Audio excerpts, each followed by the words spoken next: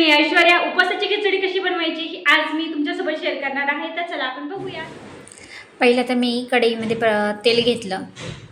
त्यानंतर मी तुम्हाला साहित्य सांगते. मिरचीचा ठेचा मी घेतला, बटाट्याचं शिजलेला बटाटा आणि नंतर शेंगदाण्याचं कूट, हे 3 वस्तू मी घेतल्या आहेत. प्रथमतः मी कढईमध्ये मिरचीचा ठेचा ॲड केला, त्याला व्यवस्थित परतून घेतला.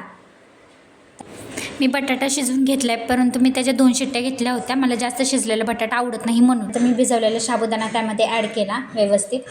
साबुदाणा भिजवताना त्यामध्ये जास्त पाणी ॲड करू नये, नाहीतर तो जास्तच भिजला जातो. साबुदाणा ॲड करून त्यामध्ये शेंगदाण्याचं कूट, मी शेंगदाण्याचं कूट ॲड केलं आहे, पण जास्त बारीकही नाही केलं आणि जास्त मोठंही ठेवलं नाही. मग त्यानंतर मी त्याला व्यवस्थित हलवून घेतलं सर्वीकडून आणि नंतर त्याच्यावर झाकण ठेवलं. पण मध्ये मध्ये त्याला हलवत राहणं गरजेचं आहे, नाहीतर ते चिपकलं की ते कुरकुरीत होऊ शकतं.